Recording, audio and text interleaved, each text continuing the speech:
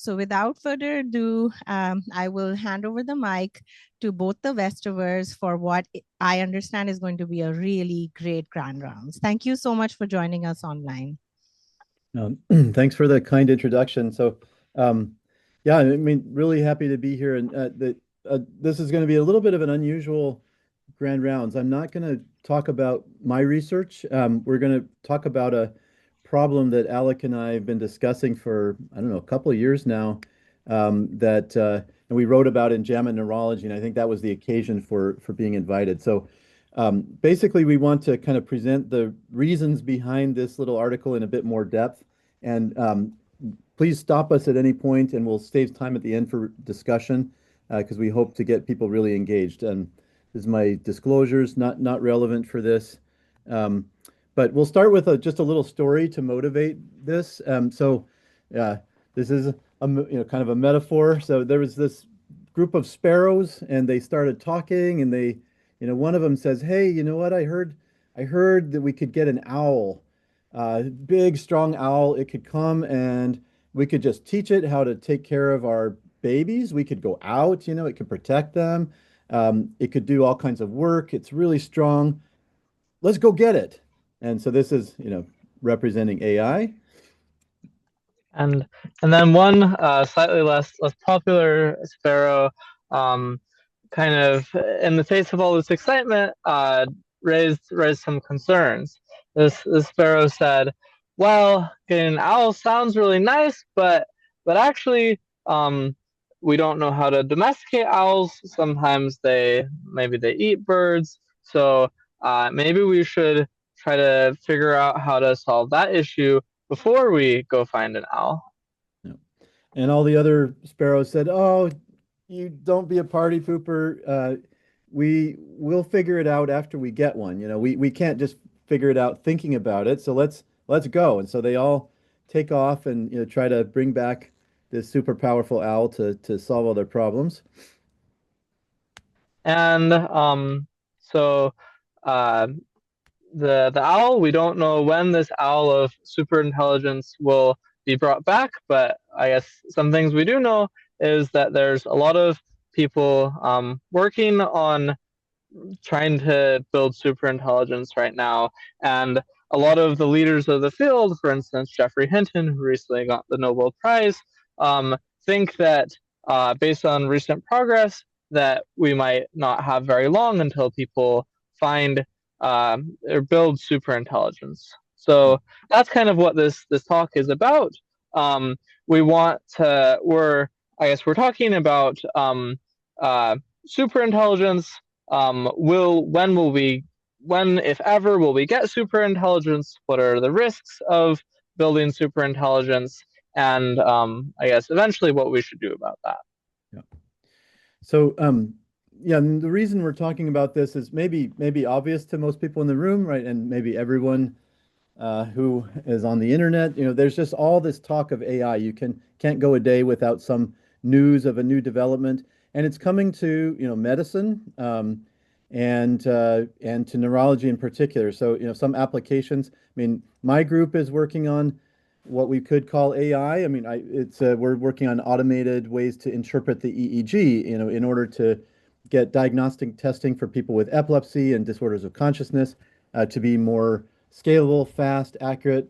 So other groups are working on imaging interpretation, assistance with other kinds of diagnoses. It's being integrated into the medical record system, and a lot of this is just fantastic. So it's very exciting, and in your face all the time.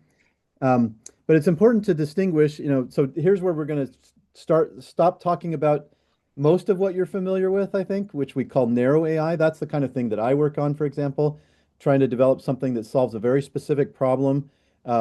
There's some pretty famous examples. One, like AlphaFold, is a program that got the Nobel Prize because it helped solve protein folding, essentially. There's programs that play chess, but all of these are examples of what we would call tools or narrow AI. The thing that we're primarily talking about in today's discussion is actually not that, but instead what we call general AI, or Alec is referring to it as super intelligence. So what this is a kind of AI that just has very broad problem-solving capabilities. Um, and we already have something that's getting closer to that with all the ChatGPT and Claude and other language models. And these sort of prototypical, most people would say we're not quite at the level of competing with humans in all cognitive domains, but we're getting there, and we already have things that can, pass the medical boards, pass the, law boards, can beat humans in coding contests, and they're getting increasingly autonomous. And so this is kind of the kind of AI that we're worried about if it gets a lot more powerful too fast, and we're going to try to tell you why we think we should be worried. But again, just to sort of underscore, uh, it's not just a big deal, uh, because of all the good, because in just medicine, it's going to be a big deal, in kind of every domain of the economy and culture. Medicine, though, is one of the major drivers. There's a quote from, if maybe some of you saw the press release back in January 2025, where President Trump and some other business leaders announced this big project called Project Stargate. So, $500 billion project to build data centers to develop AI more, at a larger scale. And one of the reasons for doing it cited in that conference was to accelerate research on how to cure, diseases. So healthcare is one of the drivers, and so all of us who are in the healthcare profession, have some stake in this and maybe some influence in some ways. But like Alec mentioned earlier, there's a lot of people who are at the forefront of developing this who are worried about what might happen if we're not careful. And so Sam Altman, actually, he no longer says this kind of thing, I think, but in 2015 said development of superhuman intelligence is probably the greatest threat to the continued existence of humanity. That's a stark claim. Dario Amodei from Claude group, Anthropic, chance that something goes catastrophically wrong, 10 to 25%. That's higher than I want. And then Jeff Hinton, famously left Google as one of the pioneers who developed, the technology that's now becoming what we call AI. He's warning everybody we got to stop or slow down because it could wipe out humanity. So, we want to again make clear why people are saying this. The last thing, just also to underscore, people are starting to take this more seriously.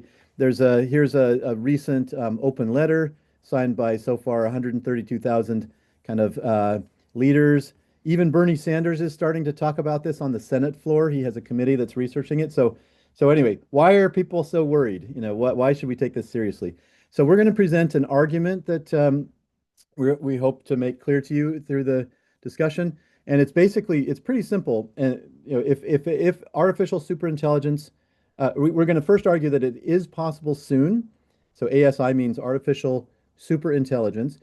If people try hard, and we'll show you that people are trying really hard, so it's likely that we'll have it. And then the second part is that it could cause human extinction. We'll try to explain why we think so. And we think it's likely that it will be misaligned with human interests, and therefore there's a big risk that it will want to cause human extinction. And that, those things together make us kind of worried. So we'll start with the first point here. So let me just, why do we think it's possible to get to this, super intelligence? I mean, this one is maybe not so hard to see. We again, every week we see new developments. Actually, just yesterday, or 2 days ago, this new, product came out from Claude where you can automatically fill in, your forms. And I was pretty happy about that. I created my new CV in the NIH format using that, which would normally have taken me 3 hours, and it just took 5 minutes. So we just keep on seeing progress, and everybody's excited about it, including me. We're seeing improvements in computing, we're getting better and better compute for less and less cost, so you can do more with less. We're getting close to a stage where a lot of the research on AI is being automated. And we might hit a stage, we'll talk more about this later, where it's possible for AI to largely cut humans out of the loop and improving AI. And if we do that, it's going to just kind of exponentially speed up the whole process. And then, there's the other part is many experts who work on this they say they don't see any barriers to kind of pushing until we do get super intelligence. So we think it's possible pretty soon. And then, the other point, people are trying really hard to do this, right? So here's like the mission statement of OpenAI that makes ChatGPT. It's our mission is to ensure that artificial general intelligence, parentheses, gets made and benefits all of humanity. So, but that it is going to be made is kind of their goal. That's the goal of Anthropic as well, and all the companies who are in this race. There's a lot of military power. There's a lot of money kind of at stake here, and there's a sense between sort of the U.S. and China that there's a race because whoever gets there first will have a dominant position economically and militarily. And this is a quote from Vice President J.D. Vance. The AI future is not going to be won by hand-wringing about safety. So there's really this sense that it's a race and we need to try as hard as we can to get there first. All right, so we think that it's likely that we will have this soon. Soon meaning, could be between 2 and 10 years. Different people give different estimates, but they're not like 30 to 50 years anymore. They're mostly much shorter. All right, turn it over to Alec for the next part of the argument here. Yeah, so if we think that sometime in the next 10 years, we might have people actually building super intelligence, then it's that obviously has a lot of implications. I think it's worthwhile to think about some implications like what jobs will humans do, or how some other implications. But I think the thing that we're going to specifically talk about is if there is this new species of super intelligence, then why then I guess first I'm going to argue that we should expect that species controls the future, and in particular that if that species of super intelligence decided that it did not want humans around, that would be a thing that is within its power to make happen.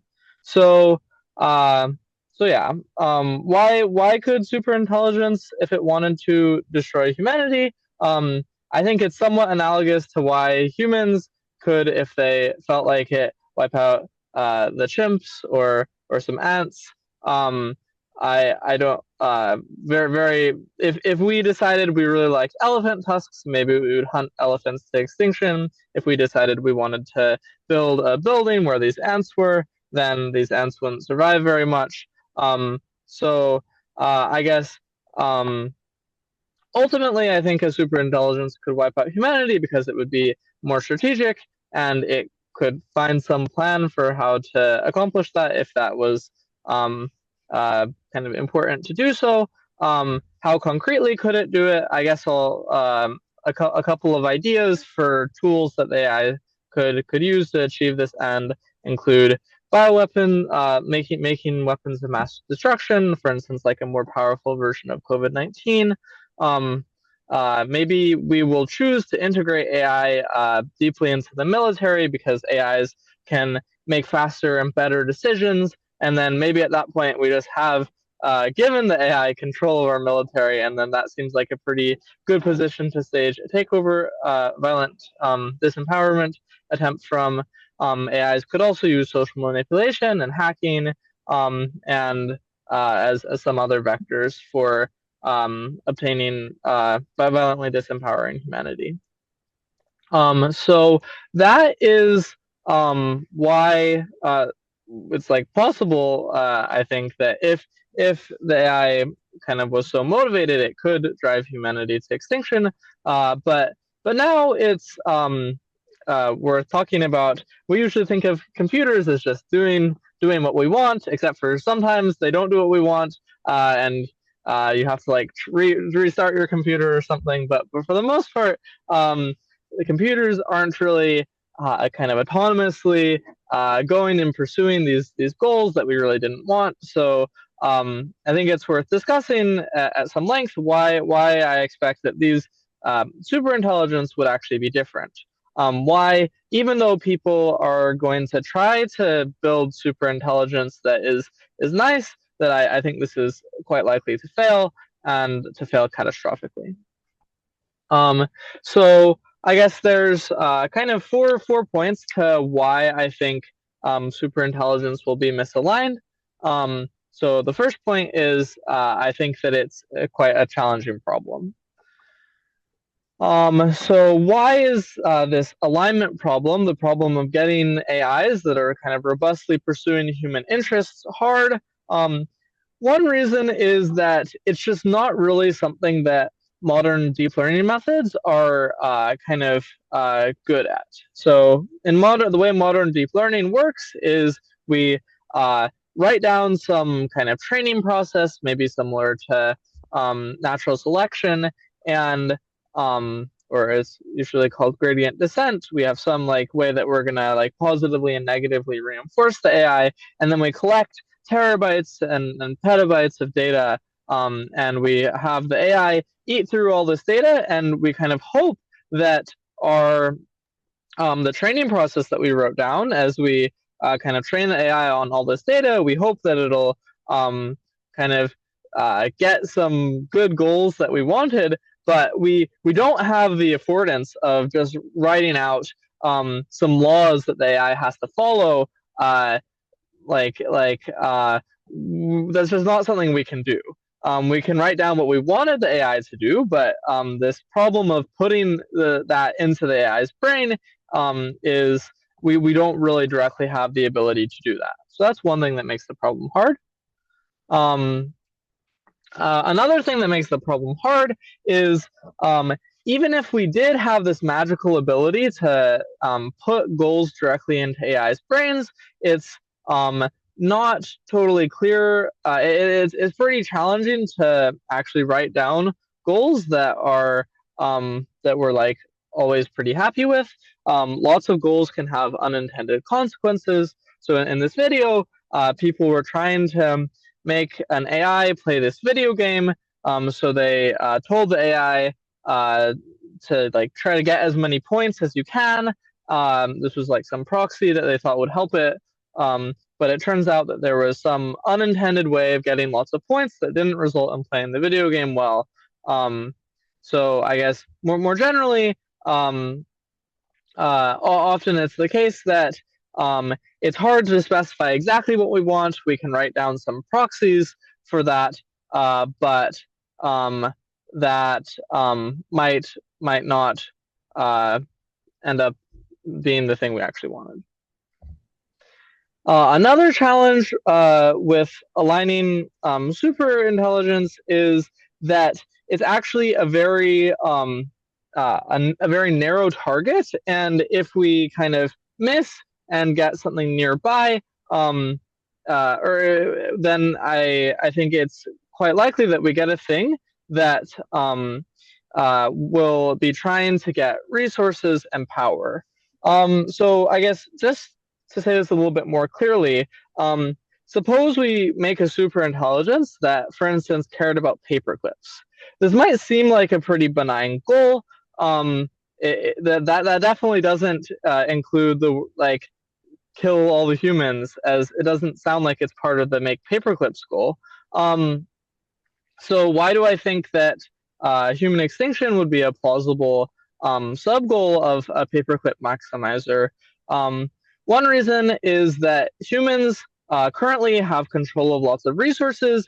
Humans may be a threat to the superintelligence. For instance, the superintelligence might be worried about humans nuking data centers or just bombing them. The superintelligence might be worried about humans in some other way messing up the Earth. Or the AI may simply just want the resources that the humans control, or be otherwise ambivalent to them and kind of plow us over in course of pursuing some goal. So this is kind of another challenge in alignment. And finally, probably one of the most important things to say is, so I guess I've been saying, here's some reasons to expect that AIs will be misaligned. And as a response, you might say, okay, if the AIs are misaligned, then we'll notice and then we'll fix it. But the thing that makes alignment especially hard is that the AI might not want us to notice that it's misaligned.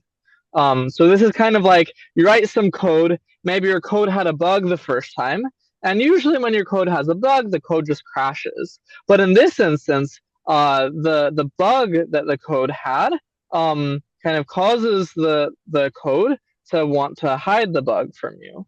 So kind of more concretely, there's already been empirical research that has shown that AI systems, when they realize that their interests diverge from ours, they're willing to lie about their true goals in order to try to stop us from detecting this misalignment.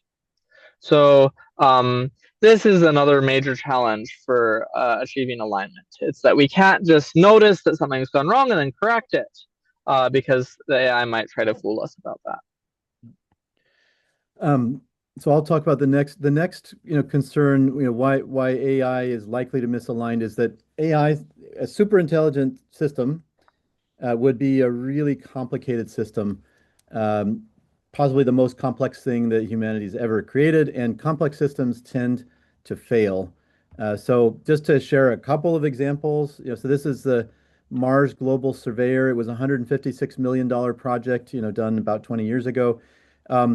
And it was out in space, and then a routine software update was sent to it, which resulted in it turning sensitive, parts toward the sun, and then overheated and died and could no longer receive, or send information. So, despite everyone's best efforts and a huge, amount of money at stake, this system failed for some silly reason that they hadn't foreseen. Chernobyl is another example. From many of you probably remember this if you're my age. And this was another example where despite, many best interests, nobody wanted this kind of thing to happen, but it exploded one day because a situation arose where the physics weren't very well understood, and what to do in this situation wasn't well understood. And so despite everyone's best efforts, now they're counting a number of deaths as about 60,000 from this, catastrophe. Here's another example that's maybe more, near and dear to our hearts. So this is the Josie King case at Johns Hopkins University. This infant was admitted with burns, and the medical system is a complex system. So she was, admitted, doing well, about to be discharged, and then suddenly had a code blue and died. And it turns out, in retrospect, there were some signs that she was dehydrated, but the different teams that were seeing her didn't know. They ordered methadone when they should have given her fluids, and that caused the cardiac arrest. And it turns out that there was a big investigation done, and a lot of improvements to the system made, to address these problems in complex care, like fragmentation, multiple teams not communicating well. Now we have things in place, but I think it's still pretty routine, right, when we do our morbidity and mortality conferences, to notice that, okay, the system needs to be improved to avoid some unforeseen problem. So complex systems, medical or mechanical, routinely fail. AI says artificial superintelligence is going to be the most complex system ever developed, right? It's not just one computer program. It's a complex thing when it is one, but it's going to be actually a distributed system, operating in cars and, multiple places on the internet. So it's more complicated than nuclear reactors or satellites. There's going to be bugs, like Alex said. We just don't know. For all the reasons we said before as well, right? These are unlike a satellite. We don't even design these from first principles. We really fundamentally do not understand quite how they do what they do. We just know how to make them do that, more like growing a thing. So that's part of the problem. The other problem is that they're developing so fast that even if we were able to, and we are making some progress in understanding earlier versions of them, much simpler versions, but they're improving so fast that it's very hard to even notice problems in the new versions, and even harder to fix them. And we're, again, approaching this stage where we're expecting to see, not just super rapid progress, but kind of exponential progress, like similar to when COVID started, and you're like, oh, it's going to end soon, and suddenly, there's a shutdown, right? It's just something we're not used to, this pace of development.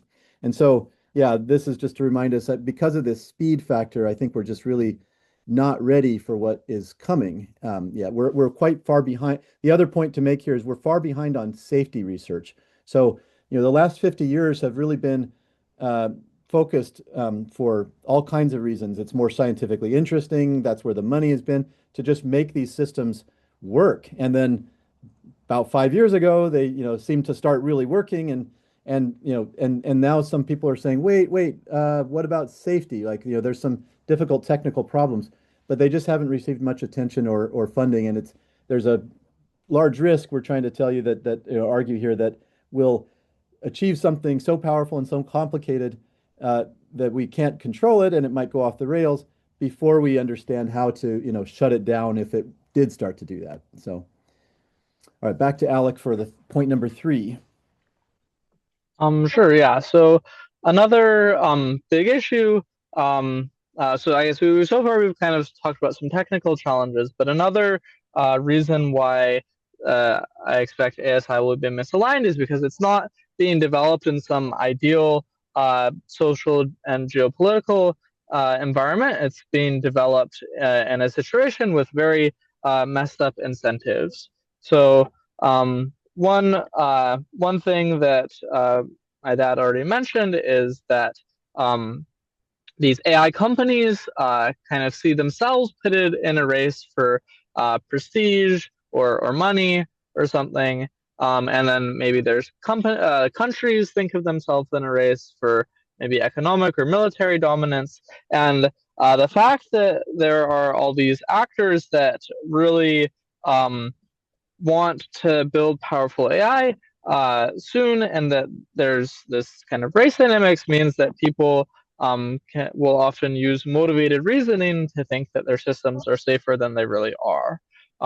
Or maybe instead to think that even though their systems are not very safe, at least it's better that they are developing it than the other actor, because the other actor would be even worse.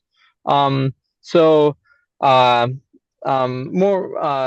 than just that, people aren't currently taking safety very seriously. And another point on the incentives is that people who cut corners are likely to be more kind of not hindered by safety concerns and thus at the front.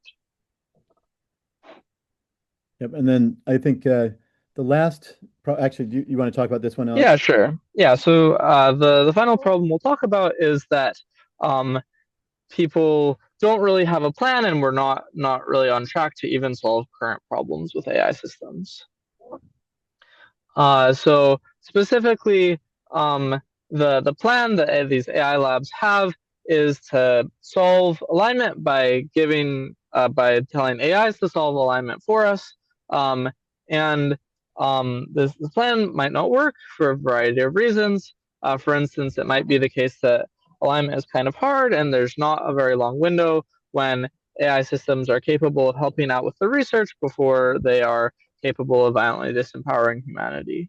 Another problem is that possibly if AI systems are misaligned, they might decide they don't want to help us out with the research, and they could possibly subtly introduce flaws in research that they do for us, or just not try their hardest. And it's not clear that we could make them try their hardest if they didn't want to, or maybe they could just outright sabotage the research. So overall, this plan of having AIs solve alignment for us, there's no way of knowing, or like we could try to figure out in advance how likely this is to work, but companies haven't done a lot of effort, put a lot of effort into figuring out how feasible this plan is. They just have kind of said that's what we're going to do, and this plan hasn't been subject to a lot of kind of rigorous red teaming of ways that it could go wrong. The companies are kind of just asserting that this is what they're going to do.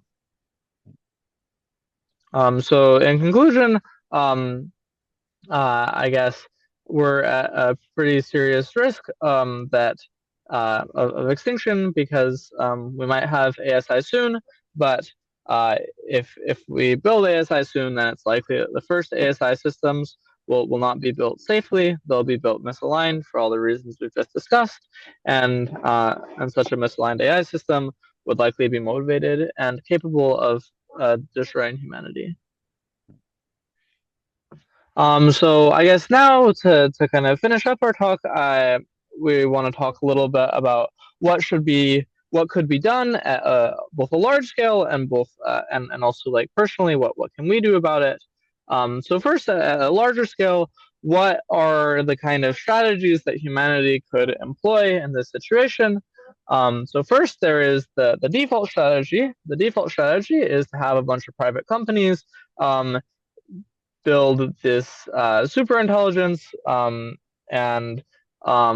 then maybe they'll ask the AI to solve alignment or something, and somehow like there won't, and it's not clear what's going to happen with like the geopolitical tensions. It's not clear. They don't have like weight security in place, so maybe just random uh, nation states or even terrorists can just steal their models, and maybe there will be like human misuse problems, and the AIs are also likely to be misaligned. So this is kind of the default plan. It's like there really isn't that much of a plan, and it's likely to go very poorly. There's a couple alternatives. One alternative is if there was enough political will, if it felt like for instance, like the American population really wanted some pause of this AI development until we understood how to do it safely, then that could plausibly work. It would need to be a multinational agreement, but and so this of course seems extremely challenging, but it's a plausible out of this default route. Another possible route is otherwise maneuvering into having some kind of treaty where maybe there still is AI development, but it's at a more reasonable pace, and there's some oversight, like we do with nuclear weapons. And so these are a couple ideas. I think by default, people are like much more prone to just hope that they can react to situations rather than being proactive about them. Um, but unfortunately, I think that the reactive approach to superintelligence is not going to work very well, because I think that by the time there's some huge problem to react to, it might already be too late. So we're talking to a group of neurologists. So what can we do, right? I mean, in some ways, this is a large political problem. I think the thing, what Alex said is what needs to be done fundamentally, but we can play some role. So here's kind of some ideas about that. So one thing, I mean, the major thing that I think we can do and that all citizens can do is to get really informed, because these are increasingly becoming, topics of conversation. I think there'll be hopefully issues in elections, and at hospitals we'll probably have to make decisions about how we at least implement some of this technology, and so if we're informed, we can maybe do a good job of trying to do our part to avoid the risks. Some of the things that we recommend reading if you want to learn more. One is a science article by Jeff Hinton and many others, that's short and just extremely well written, making the case that we've made here essentially. There's a recent book that's very readable, a bit longer. If anyone builds it, everyone dies. I recommend this. One that we didn't write here is a piece called AI 2027. I also strongly recommend that one. It's a very well-researched forecast of what could happen, and how we might be able to avert it, and that one's very eye-opening. So get informed. Then the other thing that I think that's within everyone's reach is to talk to people about it. So we hope there will be conversations in the time that we have left, but also after this talk with colleagues. Reach out to your elected officials if you're worried about this, and let them know you're worried. There are ways to get involved with sort of protests or activism. There will be opportunities to vote on different regulatory things, I assume, in the next coming years, and then talk about it in your work, in conferences and articles. So we'll kind of I think hopefully we looks like we've got plenty of time for discussion, and so I realize that a lot of the things we just said, I mean, normally at the end of a talk, I'm like really excited and happy. I have to say I'm a little bit sad and concerned about all the things we're talking about. But but I think that unfortunately, we're very convinced that these are real things that we have to deal with. Similar to when I was growing up and we were always worried about nuclear war, and those were real risks that we had to think about. So I think this is similarly, serious, even more so. But some of it sounds like science fiction, I imagine, to many people. So if you have objections or counter arguments or any questions, we would love to be wrong, and we'd love to just clarify. So we'll open the floor to discussion now. Can I make a comment? Of course. Hey, Stefan. Nice to meet you, Brandon. You too. Yeah, it's really provocative talk, and I just can't help myself with all the young people in the room from my mind wandering to the year 1969 when I was 7 years old. And my dad took me to the Ziegfeld Theater in New York to see 2001: A Space Odyssey. This was all predicted. It was completely science fiction. I know you've probably seen it. It might seem unbearably slow moving to people in today's age because I thought it was kind of slow way back then. But there was the computer called Hal, and Yeah. Hal basically took control of the spaceship and was in charge of everything. And I think that there's a certain kind of random, potentially viciousness that I think can be generated by machines. And one of the things that I think that would really be helpful is, humanism, right? Love, art, things like that. And I think that leaning hard into those values could be an important strategy to keep us focused about what's really important in life. Yeah, I appreciate that. I mean, I I agree. I think that, yeah, I mean, the reason to care, right? I mean, there are some people out on the fringes, but who say, "Oh, well, bring it on." We humans can be replaced, but and maybe it'll be better.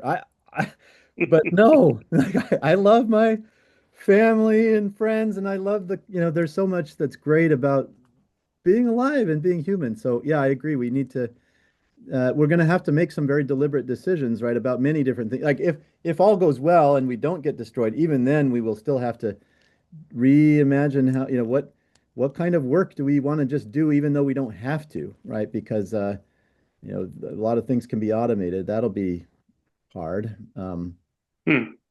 But yeah, I agree. Well, thanks for listening. Thanks.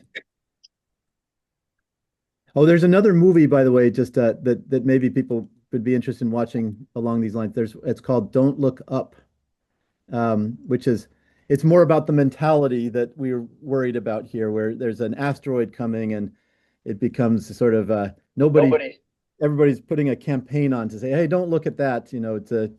It's going to just make you feel bad or something. And anyway, the Earth blows up because of this.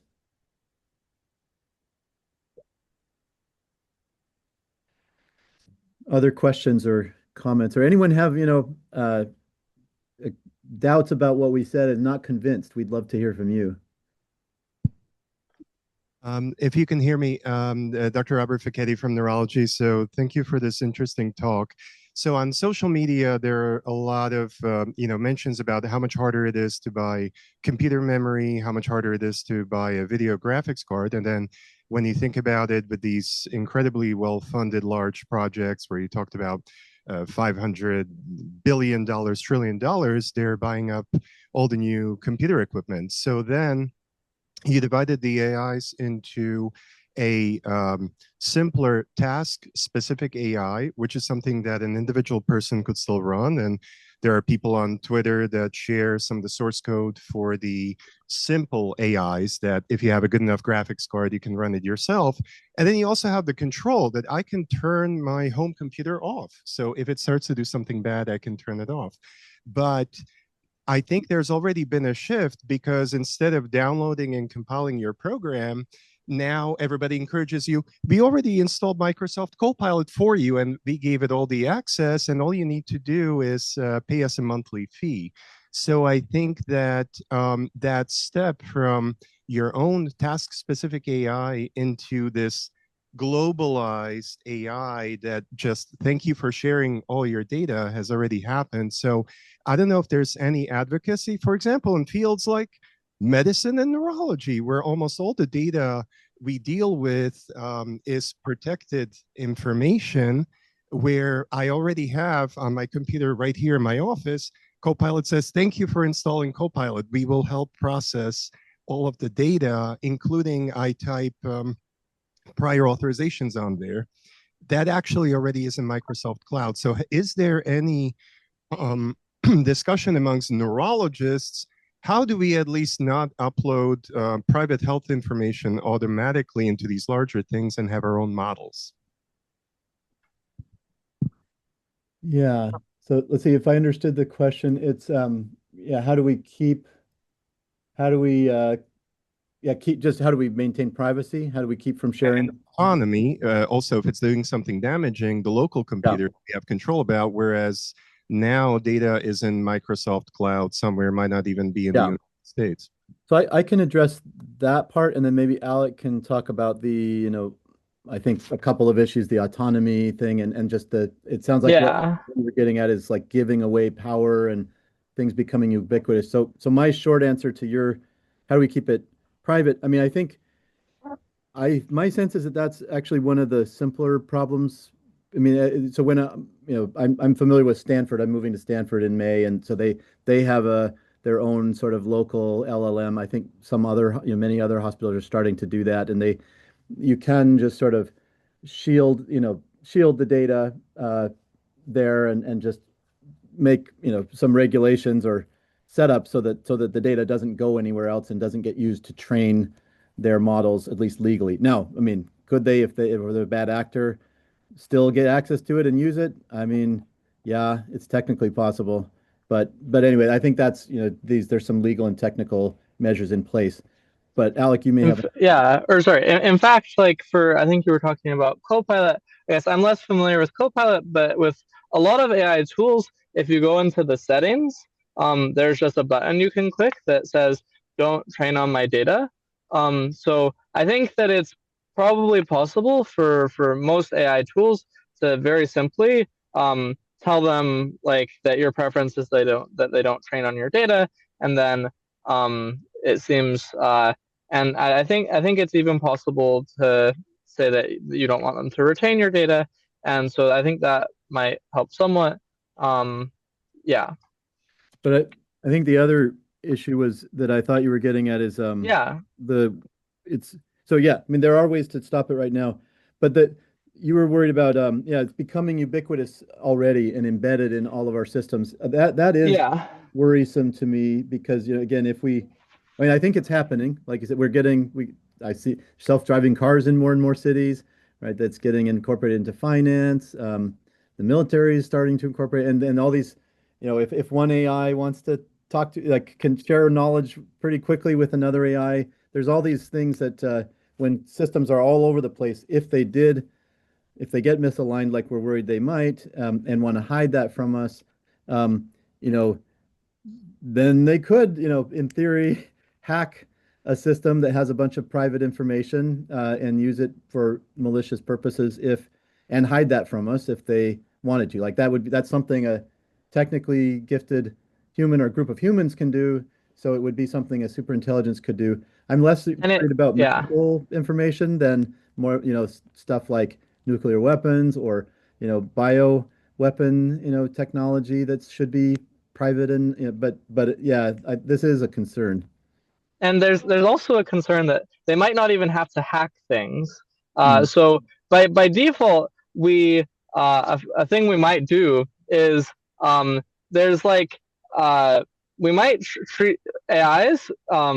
People might treat them as more like computer programs than as humans. So with a human inside a company, maybe you're worried about them being a source of insider threat. Maybe you're worried about them being a spy who might steal your IP. Maybe you're worried that they're going to sabotage you in some way. So with humans, we have all these measures in place for how we can be robust to humans as insider threats. We have don't give them lots of permissions. But with AIs, as you've noted, it's like so convenient to like you don't want to like have to approve the AI doing random things or like manually add permissions to it. The way that most people use these AI tools is initially there's a mode that where you have to like always AI always has to ask if it wants to do something, or ask for permission to see these folders, but then everyone just turns these off. So kind of the observation is that it's extremely convenient for the purpose of autonomy to give AI more autonomy, more privileges. And this might make it so that in order to gain access to sensitive information, they don't have to hack anything. They've just been trusted with that information because in the past, we've just thought of these things as tools, and we haven't thought of them as agents that might go do something bad with that information. Good point.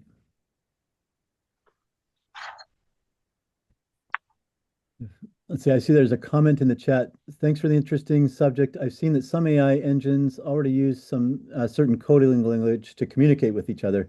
Is that a potential concern as well? Yeah. So yeah, maybe some of you have seen this little video where an AI calls someone and says something, and then they said, "Wait, are you an AI? Oh, yeah. Do you want to switch to our special language?" And it sounds like R2D2, and that's a real thing. They that's faster. But yeah, I mean, I think so that definitely can happen now. Maybe the more worrisome thing is that I think current systems, it's still possible to kind of audit what they're thinking. They have a scratch pad where they, explain what here's how I'm thinking about responding in language that you can read. And so like people like in Alex group and other safety research groups will use this hidden scratch pad that we don't see in the commercial products to understand where things are going wrong. But that could easily go away if we're not careful. There's no fundamental reason they have to think in language that we can understand. And so that's another concern that sort of thing they could become even less sort of even more opaque than they are, and it'd be harder to notice problems. I don't know if you have a comment there, Alec. Yeah, I think that that might be a really promising intervention so I guess there's some people who think that if you like the fact that we're constraining AIs to kind of do a lot of their thinking in English rather than like a different thing you could do is they could just do it in kind of a bunch of numbers in latent space. There's some people who think that might be a lot more powerful, but I think there's some hope that even if this Neurology technology, where AIs think in just a bunch of numbers instead of in human language, even though that is more powerful, I think there's some prospect that if we got, for instance, verification measures in place, that we could have some kind of agreement that we've all decided that's a dangerous way for AI development to go. No one wants to go there. And so we can all just agree that even though companies might individually have an incentive to do that research because it might give them an edge, that we would prefer that no one does this research because it's not safe. Yeah. So that's like a plausible thing that we could hope to pressure AI companies to do. Yeah, and actually, I liked what you just said because this gives you a flavor of the things that people who are like in Alex group and others who are really at the forefront are starting to think about. There are practical ways that we could constrain the development of systems that could make them safer, right? So if it's anything goes, then anything might go. But if we kind of can come to an understanding of what things are risky and which things are not, and have a way to enforce that, you could say, okay, we're going to do it the safer way, even though we could go faster in another way. Looks like Manisha, did you have a question? Yeah, I was just going to say thank you both so much for coming and doing the talk for us. It's really fascinating and scary to hear about it from such a grand scale. But I do want to bring it back a little bit, given your expertise, that I'm really impressed with the EEG work. Could you talk a little bit about, as a clinician and as an educator, how do you see us using AI for not just EEG, but anything, and how does that change the training? Because you're also very involved with the education. Yeah. Okay. That's a much happier topic, I think. So that I would be talking about, so I'll answer that. And just to frame this is narrow AI that I'm talking about now, not the stuff that we're all worried about. But yeah, so for EEG, that's near and dear to my heart. There's a couple of reasons that why I'm excited about automating EEG. I mean, the main one is that there's just so many people who need diagnostic testing. So I'm working on the diagnostic testing part. There's many other parts about reducing the global burden of epilepsy, but most people who have epilepsy don't have access to testing because there's just no equipment, and then there's no one to read it, or interpret it. So if we can automate that, that will increase the reach quite a bit. The other reason is it can increase the accuracy a lot. We know that experts have a lot of variability. You take the same EEG to different experts, you're going to get different answers if it's an ambiguous case. So the automation is a way to solve that problem. But yeah, I mean, so I think we're heading there. We're pretty close to being able to solve this problem. But yeah, it does create an interesting issue for education. Because yeah, what if it's too easy what if you can just reliably do it without a human? Does that mean nobody should learn or won't learn? So my thoughts on that currently are actually, I'm not that worried because I think the process of creating these automated systems for EEG interpretation, same thing could go for imaging or anything else that's sort of a pattern recognition task in neurology. In the process of doing it, we actually have to accumulate huge numbers of labeled examples, and they need to be labeled by multiple experts. This is also fantastic training material. So it becomes very easy to create a test that sort of, for Manisha, if you were, in your training stage, we would be able to say, okay, try this, and then depending on what answers you give, we know exactly kind of what you need to improve on. So I think we can create much better training materials because of as a byproduct of the efforts. We can also measure how well people are actually performing. So I think in a lot of ways, we'll be able to help people get to high levels of expertise faster and more reliably. So that's one thing. And then I think in the short term, there's just such a, the balance between demand and supply is so great that I don't think anyone here needs to worry about this.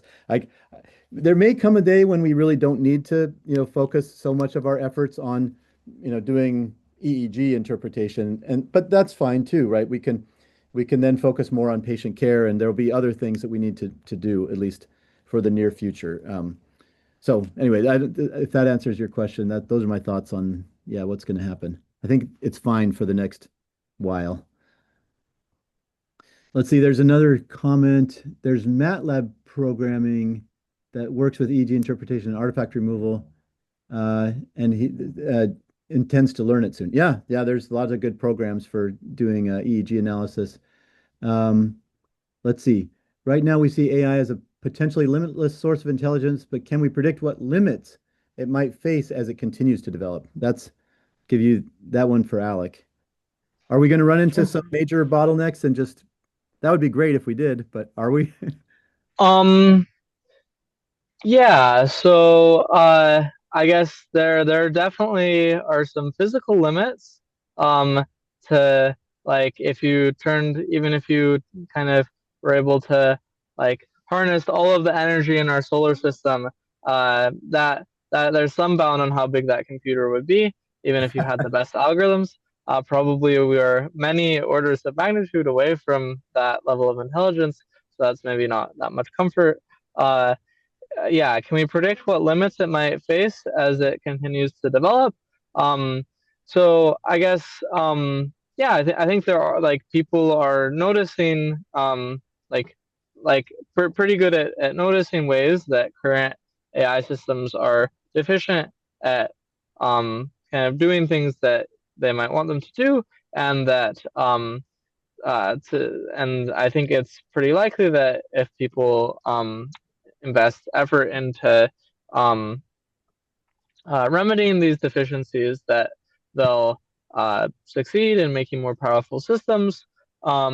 So yeah, I mean, I think things that people point out, or some things that I think about are, yeah, it seems like AIs are not very good at doing long autonomous tasks at the moment. They are in some sense not very good at recovering from mistakes. I think they manage memory in a kind of silly and inefficient way. So I think there's definitely lots of surface area that people working on pushing forward AI capabilities have to make them more capable. And I think this surface area is yeah, I guess the fact that we like, to the extent to which we can notice the places in which AI systems are deficient, that usually gives people leverage to remove those deficiencies. The way I read the question was like, is there hope that we will run into a bottleneck so that we can't get to the dangerous place? And I mean, I I see. think you kind of answered that implicitly. So I mean, just to my observation, so there was several months ago, maybe it's a year ago now. I think people started to say, "Oh, we've used all the data on the internet, or most of it. Maybe we'll just not progress much further than we have so far." Because they need all this training data. And so that was like a glimmer of hope, but pretty quickly people figured out ways to overcome that where, so now I think one of the dominant like techniques for improving AI models is to kind of get them to work on problems that have like math problems that have a known solution, for example, that's verifiable. And so you don't need to have so much, for those kinds of things, you don't need to have it written down on the internet. You can just have a program that can check it, for example. So anyway, that no longer, I think, is considered a major barrier. And it seems like each new thing that comes up, it would be awesome if there became, if we did run into some barrier that wouldn't let us go where it's unsafe. But I think so far there's sort of no a priori reason to expect that. And historically, people do find ways to keep on, overcoming whatever bottleneck we run into. So I think everything we said above, I think is still very important. We have to find a kind of political and sort of, way of regulating, type of solution, as opposed to just hoping that we'll run out of, room to progress. Thank you so much for this very interesting talk. The sci-fi and philosophy nerd in me very much appreciates it. And frankly, I don't even trust Cerner. But I would say, thinking about kind of how this would shape the role of neurology, and I think for our, medical students and trainees, I think it really highlights the importance of kind of the fundamentals, and particularly the neurologic exam, which, I think I don't see that being replaced at least in the near future. And I think it just really highlights the importance of emphasizing, that kind of training, and being able to elicit that, because, certainly, can interpret lab tests you could see. And, we mentioned some of these other kind of ancillary tests, MRI. But I think when it comes to just these, really basic fundamental skills, where it involves two humans together, I think it just really highlights how critical this stuff is for our training, for our patients, and why I think for neurology in particular, I don't see us being replaced any time soon. Yeah, let's use them as tools, not to replace us. Thanks. All right, I think we're at time here, so thank you everyone for the great discussion. Thank you. That was really thought-provoking. It's going to stay with us. So thanks so much. Appreciate it. Bye. Bye.